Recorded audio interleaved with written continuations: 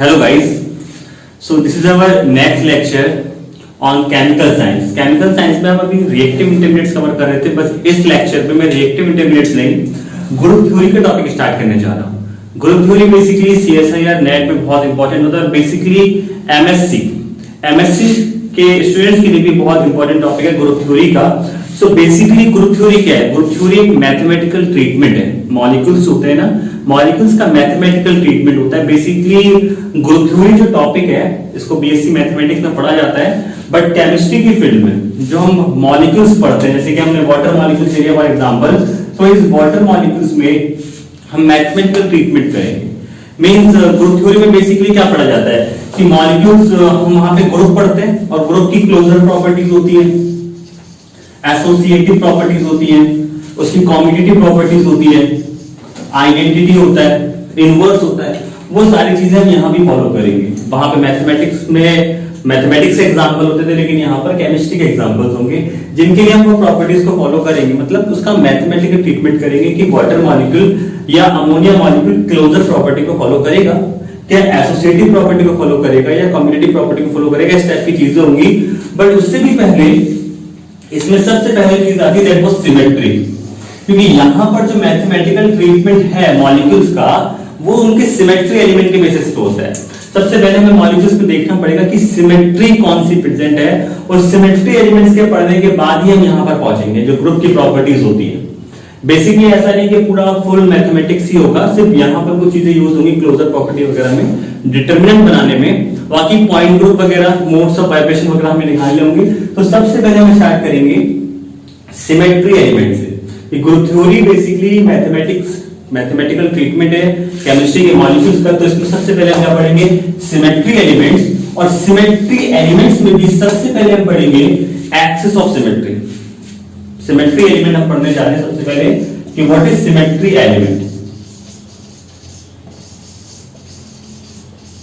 और उन symmetry elements में भी सबसे पहले हम क्या पढ़ेंगे?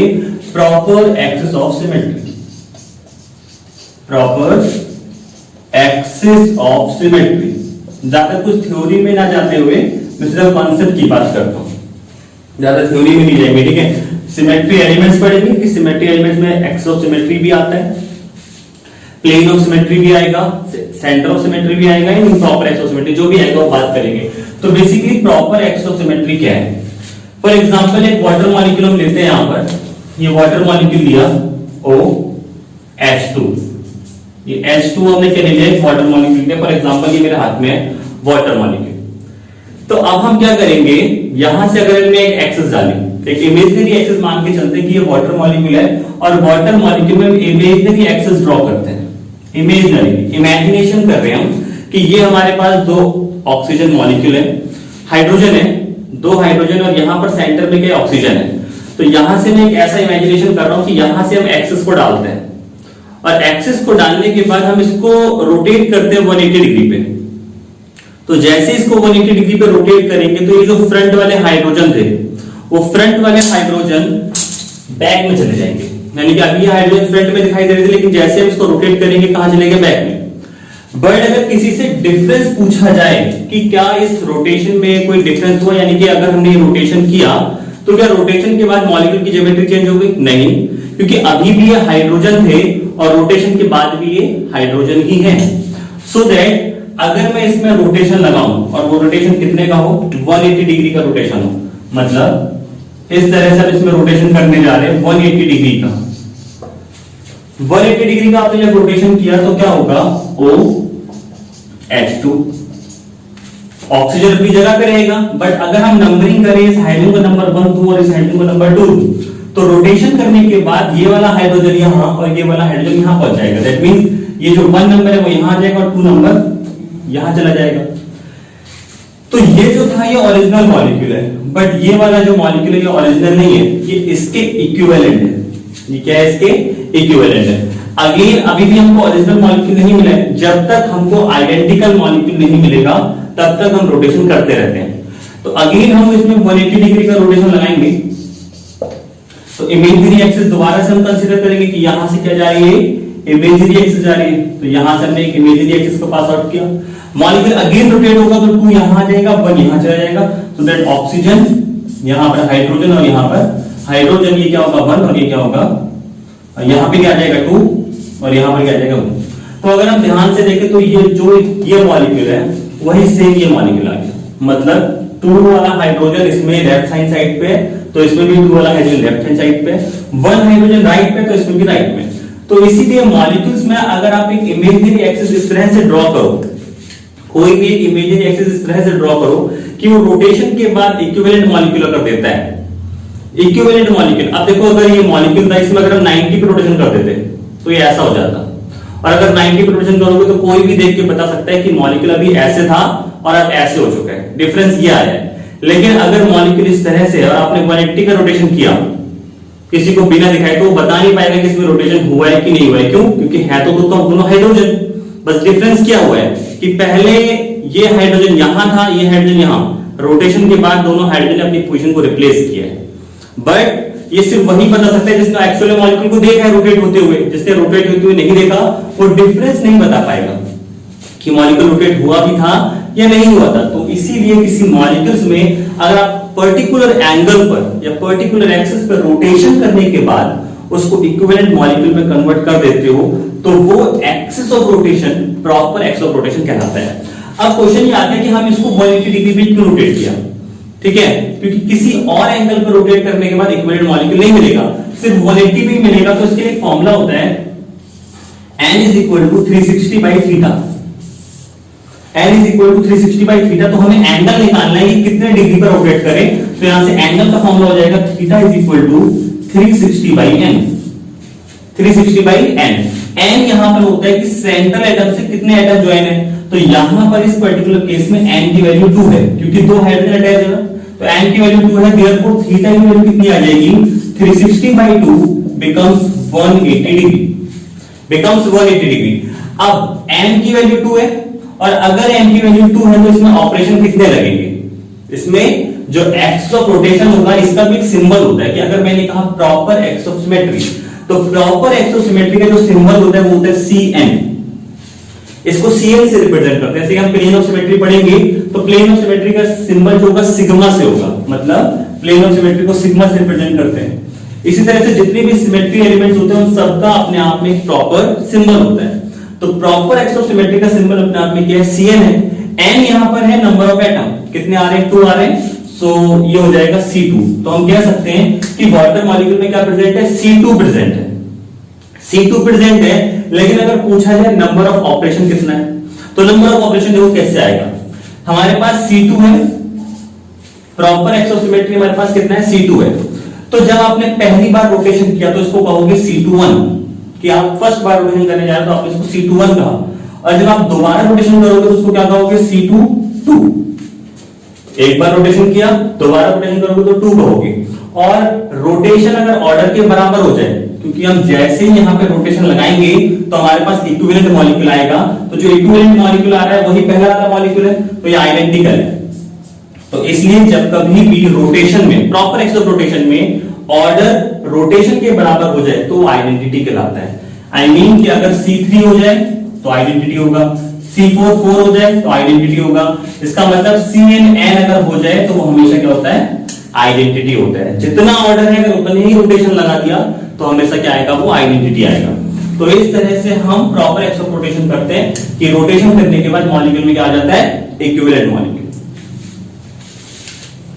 ओके, सो नेक्स्ट एग्जांपल देखते हैं प्रॉपर एक्सिस ऑफ सिमेट्री में अमोनिया मॉलिक्यूल। क्या अमोनिया मॉलिक्यूल में प्रॉपर एक्सिस ऑफ रोटेशन अगर होगा तो कितना होगा, जैसे कि वाटर मॉलिक्यूल में प्रॉपर एक्सिस ऑफ रोटेशन कितना हो गया, C2 हो गया, यानी कि वाटर मॉलिक्यूल किसको फॉलो करेगा, C2 को फॉलो करेगा। अभी हम पॉइंट ग्रुप पर नहीं गए, अभी हम सिर्फ सिमेट्री एलिमेंट्स की बात करें, क्योंकि ग्रुप थ्योरी में अगर सिमेट्री एलिमेंट समझ में आ जाता है तो आप मैक्सिमम थिंग्स आप ग्रुप थ्योरी में सॉल्व कर पाओगे। So that if we are taking an example of ammonia molecule, तो अमोनिया मॉलिक्यूल अपने आप में प्लेनर नहीं होता है, इसका पिरामिडल शेप होता है कुछ इस तरह से, ये होता है अमोनिया मॉलिक्यूल। इस तरह से कि सेंटर में नाइट्रोजन हो गया, एक हाइड्रोजन यहां होगा, एक हाइड्रोजन यहां होगा, एक हाइड्रोजन, यानी कि प्लेनर नहीं होगा।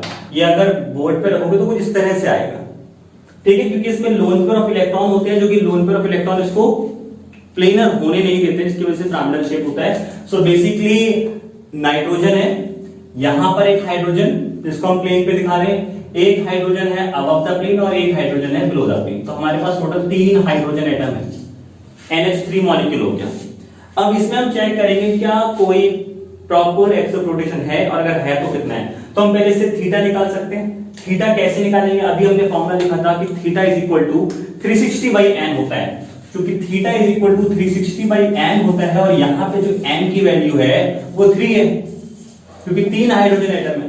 तो हम लिख सकते हैं theta is equal to 360 by 3, it becomes 120 degree, यानी कि थीटा की वैल्यू इसमें कितनी आने वाली है, 120 आने वाली है। और अगर हम बात करें कि अगर प्रॉपर एक्सिस ऑफ रोटेशन का सिंबल Cn होता है तो n इज इक्वल टू 3 है, तो यहां पर जो प्रॉपर एक्सिस होगा वो क्या होगा, C3 एक्सिस यहां पर प्रेजेंट होगी। यानी कि अमोनिया मॉलिक्यूल में C3 एक्सिस होता है, वाटर मॉलिक्यूल में C2 एक्सिस होता था, यहां पर क्या है C3 एक्सिस। तो हमको इसमें 3 बार रोटेशन करना होगा, इसका मतलब ये है। तो इस सबसे पहले अगर मैं इसमें 120 का रोटेशन लगाता हूं, 120 का रोटेशन C31 पर, C31 करने जा रहे हैं, जिसको हम नंबरिंग कर देते हैं 1, 2 और 3। 3 हाइड्रोजन को हमने नंबरिंग कर दी। ये हमारे पास अमोनिया मॉलिक्यूल है। इस अमोनिया मॉलिक्यूल को 120 पे रोटेट करेंगे, ठीक है। 120 पे जैसे आप इसको रोटेट करोगे सो दैट नाइट्रोजन तो अपनी जगह पर रहेगा, ये हाइड्रोजन अपनी पोजीशन को रिप्लेस करेंगे। हाइड्रोजन अपनी पोजीशन को रिप्लेस करेंगे, इसका मतलब कुछ इस तरह से होगा कि जैसे ही आप 120 का रोटेशन लगाओगे, 3 वाला कहां चला जाएगा, सेकंड पोजीशन पर, सेकंड वाला कहां चला जाएगा, फर्स्ट पोजीशन पर, और फर्स्ट वाला कहां चला जाएगा, थर्ड पोजीशन पर। अगेन हम तब तक रोटेशन करेंगे जब तक हमको ये मॉलिक्यूल दोबारा ना मिल जाए।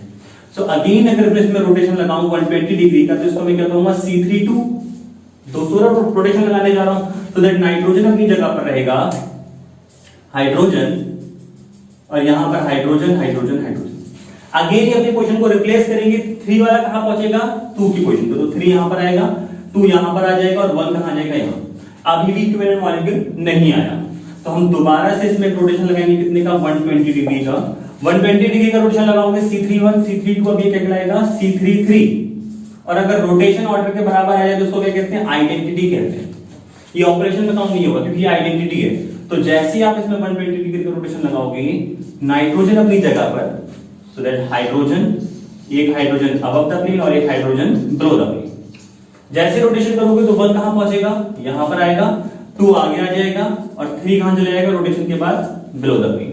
सो ये मॉलिक्यूल और ये मॉलिक्यूल आपस में एक जैसे इक्विवेलेंट मॉलिक्यूल है। तो अब क्वेश्चन ये आता है कि नंबर ऑफ ऑपरेशन कितने हैं, number of operations in ammonia molecule. Ammonia molecule में टोटल ऑपरेशन कितने होंगे, तो टोटल ऑपरेशन यहां पर कितने होंगे, टोटल ऑपरेशन का मतलब होता है वो रोटेशन जिसने इक्विवेलेंट मॉलिक्यूल दिया हो, ओरिजिनल मॉलिक्यूल ना दिया हो, क्योंकि ओरिजिनल मॉलिक्यूल तो आइडेंटिटी हो गया, ये जो है वही तो ये है। तो टोटल ऑपरेशन वो होते हैं जो इक्विवेलेंट मॉलिक्यूल देते हैं। तो इक्विवेलेंट मॉलिक्यूल किसमें आया हमारा, C31 में एंड C32 में। तो इट हैज ओनली 2 ऑपरेशन। तो अमोनिया मॉलिक्यूल में सिर्फ 2 ऑपरेशन होते हैं। और अगर हम इन जनरल बात करें, इन जनरल किसी भी मॉलिक्यूल में ऑपरेशन जो होते हैं वो n-1 होते हैं। किसी भी पर्टिकुलर मॉलिक्यूल में अगर आप ऑपरेशन निकालना चाहते हैं तो ऑपरेशन कितना आएगा, n-1 के इक्वल आएगा।